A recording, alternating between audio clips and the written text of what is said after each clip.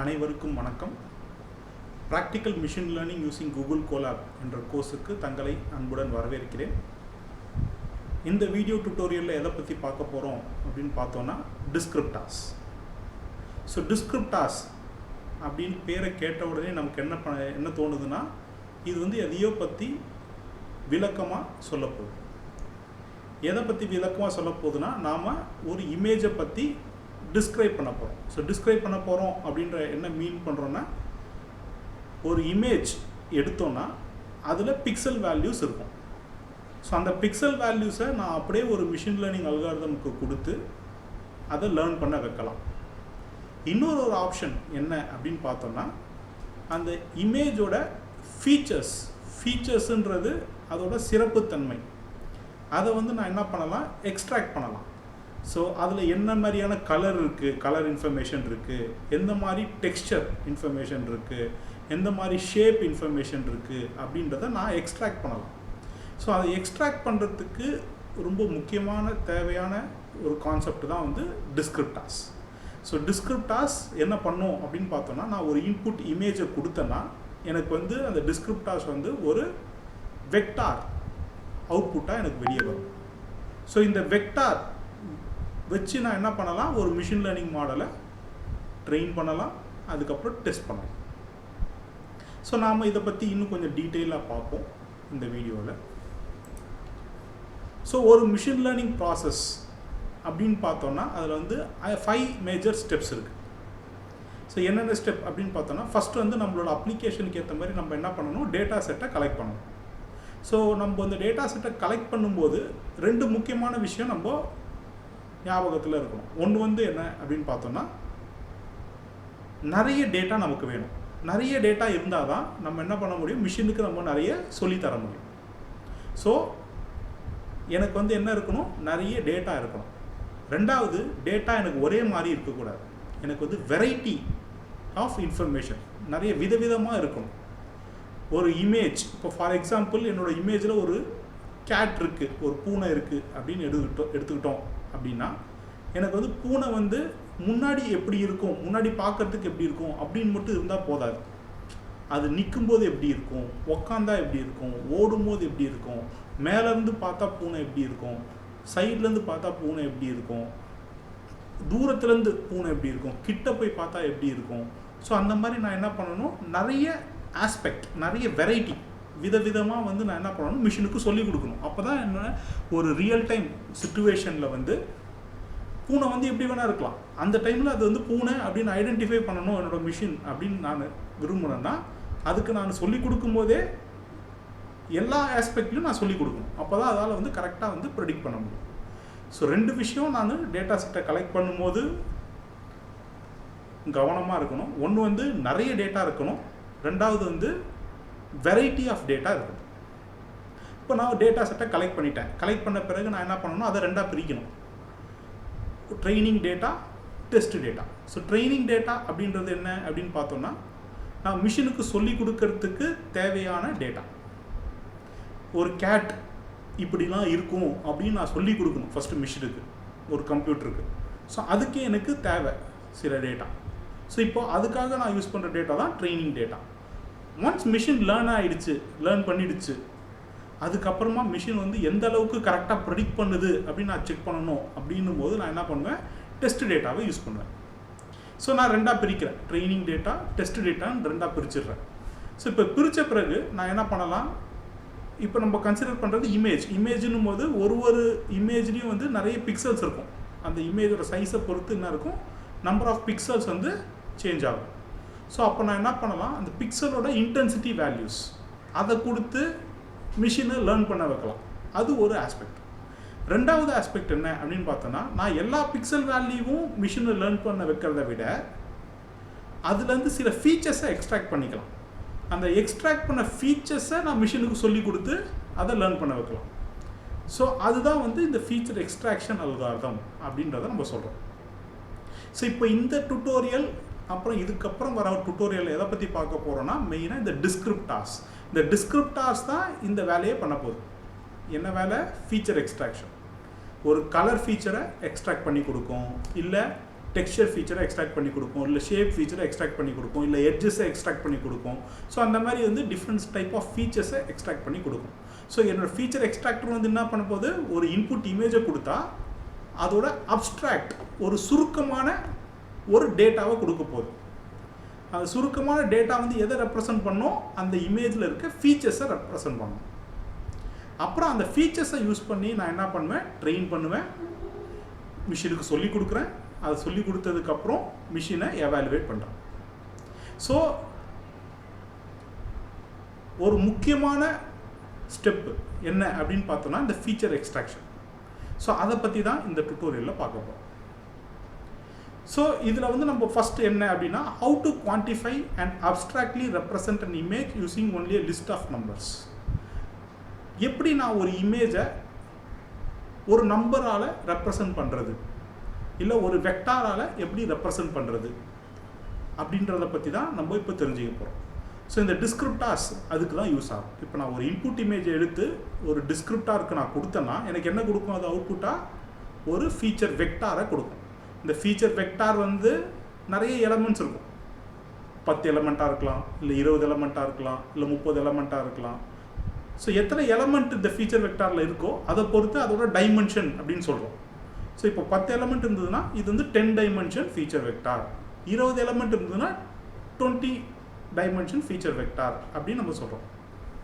So எத்தனை element இருக்குது அப்படின்றத பொறுத்து அதோட கம்ப்யூட்டேஷன் டைம், மிஷின் லேர்ன் பண்ணுற டைம் வந்து வேரி ஆக போகுது. இப்போ என்னோடய ஃபீச்சர் வெக்டாரோட டைமென்ஷன் ரொம்ப பெருசாக இருக்குது, ஒரு 1000 டைமென்ஷன் இல்லை 1 மில்லியன் டைமென்ஷன் அந்த மாதிரி இருந்ததுன்னா அதை லேர்ன் பண்ணுறதுக்கு மிஷினுக்கு ரொம்ப நேரம் எடுத்துக்கும்.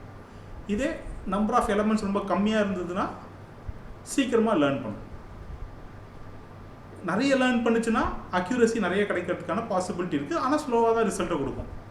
இதே வந்து சின்னதாக இருந்ததுன்னா ஃபாஸ்ட்டாக லேர்ன் பண்ணும், ஆனால் அக்யூரசி அந்த அளவு வராமல் போகிறதுக்காக சான்ஸும் இருக்குது.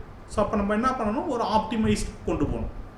ஸோ என்ன சைஸ் ஆஃப் ஃபீச்சர் வெக்டார் நமக்கு இருக்கலாம் அப்படின்றத நம்ம டிசைட் பண்ணணும். இது வந்து ஒரு ஹைப்பர் பேராமீட்டர் மாதிரி.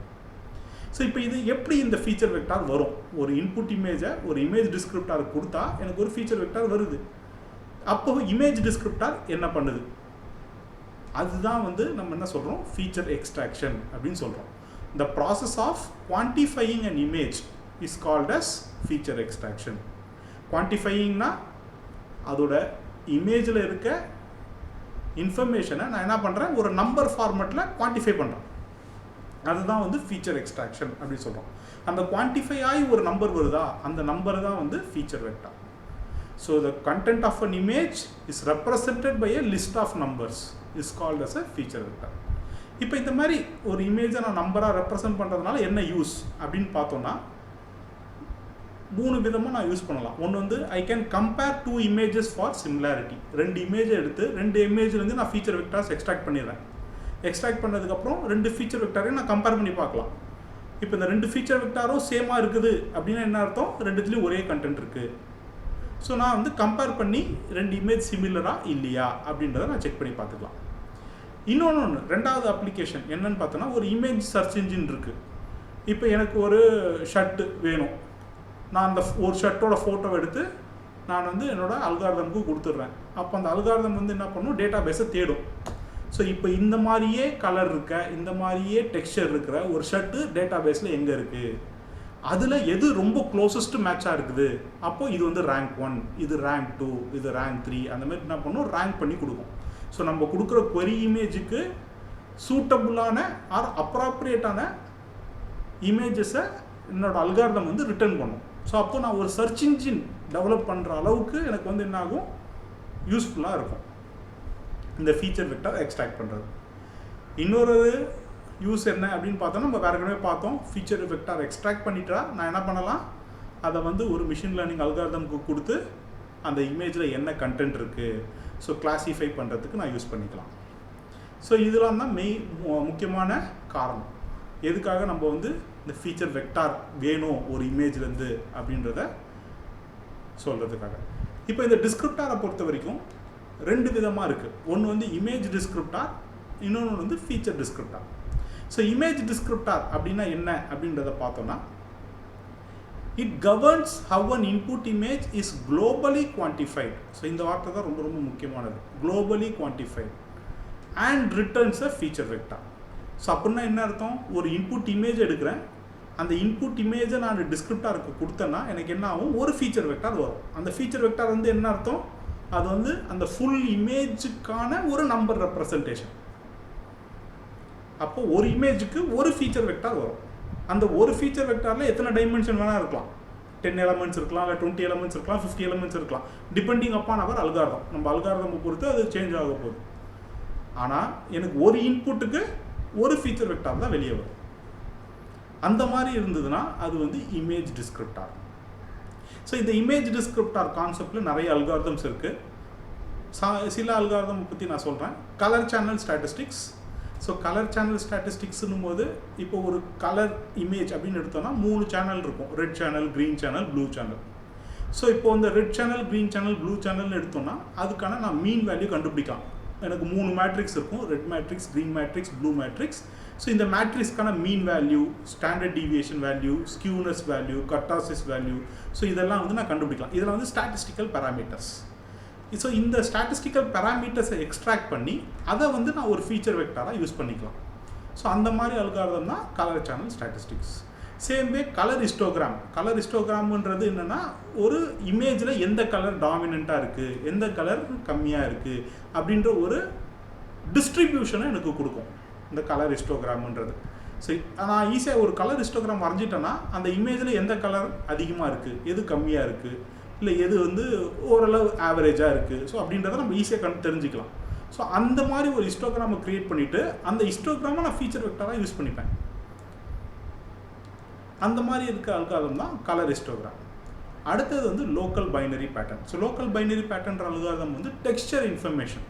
ஸோ டெக்ஸ்சர் எந்த அளவுக்கு வேரி ஆகுது, இது வந்து ஒரு பீரியாடிக் வேரியேஷனா இல்லை பீரியாடிக் வேரியேஷனா அப்படின்றதெல்லாம் நம்ம வந்து என்ன பண்ணலாம், இந்த அல்காரிதம் மூலமாக டெஸ்ட் பண்ணி பார்த்துக்கலாம்.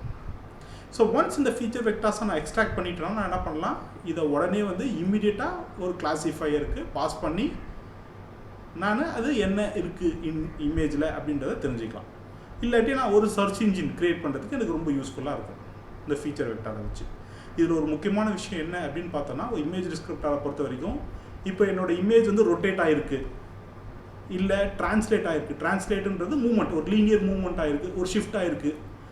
இல்லை நானும் ஒரு ஆப்ஜெக்டையும் நான் டிஃப்ரெண்ட் ஆங்கிள்லேருந்து ஃபோட்டோ எடுத்திருக்கேன், ஸோ டிஃப்ரெண்ட் வியூ பாயிண்ட்ஸில் எடுத்திருக்கேன் அப்படின்னும் போது என்ன ஆகும்னா டிஃப்ரெண்ட்டாக இருக்கும் ஆப்ஜெக்ட். ஆனால் சேம் ஆப்ஜெக்ட், ஆனால் அது வந்து நம்ம ரொட்டேட் ஆனதுனால வேறு மாதிரி தெரியும், டிரான்ஸ்லேட் ஆனதுனால வேறு மாதிரி தெரியும், இல்லை வியூ பாயிண்ட்னால வேறு மாதிரி தெரியும். இந்த மாதிரி சிச்சுவேஷனில் இமேஜ் டிஸ்கிரிப்டார்ஸ் நல்லா ஒர்க் ஆகாது. So it is not robust to changes in rotation, translation and view points. So image டிஸ்கிரிப்டாரை பொறுத்த வரைக்கும் நான் என்ன சொன்னேன், ஒரு இன்புட் இமேஜ் கொடுத்தேன்னா எனக்கு ஒரு ஃபீச்சர் வெக்டார் வெளியே வரும். இப்போது நம்ம ஃபீச்சர் டிஸ்கிரிப்டாரை பற்றி பார்க்கலாம். ஸோ ஃபீச்சர் டிஸ்கிரிப்டார் வந்து என்ன அப்படின்னு பார்த்தோன்னா, இங்கே நான் ஒரு இன்புட் இமேஜ் கொடுத்தேன்னா அந்த இமேஜை நான் என்ன பண்ணுவேன், டிவைட் பண்ணுவேன், சின்ன சின்ன ரீஜியன்ஸாக நான் பிரிப்பேன். அப்புறம் அந்த ஒரு ரீஜியனையும் நான் என்ன பண்ணுவேன், ஒரு ஃபீச்சர் வெக்டாரால் ரெப்ரசன்ட் பண்ணுவேன். ஸோ அப்போ என்ன ஆகும், லோக்கலாக நான் ஃபீச்சர் வெக்டார்ஸ் ஜென்ரேட் பண்ணுறேன். அப்போ ஒரு இமேஜுக்கே எனக்கு மல்டிபிள் ஃபீச்சர் வெக்டார்ஸ் அவுட்புட்டாக வரும். ஸோ அப்போ நான் ஒரு இமேஜை எத்தனையாக பிரிக்கிறேன் அப்படின்றத பொறுத்து எனக்கு என்ன ஆக போகுது, number of feature vectors change ஆக போகுது. இப்போ நான் ஒரு இமேஜை 4ஆக பிரித்தேன்னா எனக்கு 4 ஃபீச்சர் வெக்டார் வரும். ஸோ ஒரு ஃபீச்சர் வெக்டாரும் அந்த ஒரு செக்மெண்ட்லேருந்து வர ஒரு வெக்டார். ஸோ இப்போ இதே 8ஆக பிரித்தோன்னா எனக்கு 8 ஃபீச்சர் வெக்டார் வரும். ஸோ அப்போ என்ன ஆகுது, என்னோடய ஃபீச்சர் வெக்டாரோட ரெப்ரசன்டேஷன் அதிகமாகுது. ஒரு இமேஜுக்கே 4ஆக பிரிச்சுருந்தேன்னா 4 வெக்டார், 10ஆக பிரிச்சுருந்தேன்னா 10 வெக்டார் வரும்.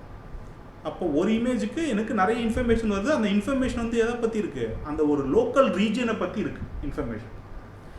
ஸோ அதனால் வந்து இது வந்து என்னென்னா, இப்போ என்னோடய ஆப்ஜெக்ட் ரொட்டேட் ஆகிருக்கு, இல்லை டிரான்ஸ்லேட் ஆகிருக்கு, இல்லை டிஃப்ரெண்ட் வியூ பாயிண்ட்லேருந்து கேப்சர் பண்ணியிருந்தாலும் இந்த அல்காரிதம் வந்து நல்லாவே ஒர்க் ஆகும். ஸோ அதுதான் வந்து இதோட அட்வான்டேஜ். ஆனால் இதோட ட்ராபேக்குன்னு பார்த்தோன்னா என்ன பண்ணலாம், ஒரு இமேஜ்லேருந்தே எனக்கு நிறைய வெக்டார்ஸ் வர்றதுனால அதோட கம்ப்யூட்டேஷன் டைம் கொஞ்சம் அதிகமாக இருக்கும் இமேஜ் டிஸ்கிரிப்டாரை விட. ஸோ இதில் வந்து சில அல்காரிதம்ஸ் இருக்குது. SIFT algorithm, SURF algorithm, ORB, BRISK, BRIEF, ரீக். ஸோ இதை பற்றிலாம் நம்ம இனிமேல் வரப்போகிற டுட்டோரியல்ஸில் ஒன் பை ஒன்னாக பார்க்கலாம். So with examples, different examples எடுத்துப்போம், ப்ராக்டிக்கல் அப்ளிகேஷன்ஸ் எடுத்துப்போம். ஸோ அதில் நம்ம கோடிங் பண்ணுவோம். ஸோ கோடிங் பண்ணி எப்படி இந்த அல்காரிதம்ஸ் வந்து யூஸ் ஆகுது, எப்படிலாம் இந்த அல்காரிதம்ஸை நான் யூஸ் பண்ணலாம் அப்படின்றத பற்றி நம்ம கொஞ்சம் தெளிவாக பார்ப்போம். ஸோ இந்த வீடியோவில் எதை பற்றி பார்த்தோம், மெயினாக வந்து இமேஜ் டிஸ்கிரிப்டார்ஸ், ஃபீச்சர் டிஸ்கிரிப்டார்ஸ். இமேஜ் டிஸ்கிரிப்டார்ன்றது என்ன பண்ணுறோம், ஒரு இன்புட் இமேஜை குளோபலாக குவான்டிஃபை பண்ணுறோம் ஒரு வெக்டாராக. வேற ஃபீச்சர் டிஸ்கிரிப்டார் என்ன பண்ணுறோம், ஒரு இமேஜை லோக்கலாக குவான்டிஃபை பண்ணுறோம். ஒரு இமேஜை சின்ன சின்ன ரீஜனை பிரிச்சுட்டு ஒரு ரீஜனையும் நான் ஒரு வெக்டார் ஃபார்மெட்டில் கொண்டு வரேன். அது வந்து ஃபீச்சர் டிஸ்கிரிப்டார்ஸ். ஸோ இந்த டிஸ்கிரிப்டார் வந்து is one of the important step in our machine learning algorithm. Machine learning அல்காரிதமில் ஒரு முக்கியமான ஸ்டெப் வந்து இந்த டிஸ்கிரிப்டார்ஸ். ஸோ ஒன்ஸ் இந்த டிஸ்கிரிப்டார்ஸை நான் டிஸ்கிரைப் பண்ணிட்டேன் அப்படின்னா அப்புறம் நான் இதை வந்து ஒரு மிஷினுக்கு சொல்லி கொடுத்துட்டு அதுக்கப்புறம் நான் அதை டெஸ்ட்டுக்கும் யூஸ் பண்ணிக்கலாம். ஸோ தேங்க்ஸ் ஃபார் வாட்சிங். உங்களுக்கு இந்த வீடியோ பிடிச்சிருந்ததுன்னா சப்ஸ்கிரைப் பண்ணுங்கள். ஸோ இதுக்கப்புறமா வந்து வரப்போகிற டுட்டோரியல்ஸில் நான் கோட்ஸ் அதெல்லாம் வந்து டிஸ்கஸ் பண்ணுவேன். ஸோ அந்த கோட்ஸ் எல்லாமே வந்து இந்த கீழே இருக்க கிட்டப் ரெபாசிட்டரியில் அப்லோட் பண்ணுவேன். ஸோ நீங்கள் எடுத்து யூஸ் பண்ணி பார்த்துக்கலாம். தேங்க்ஸ் ஃபார் வாட்சிங்.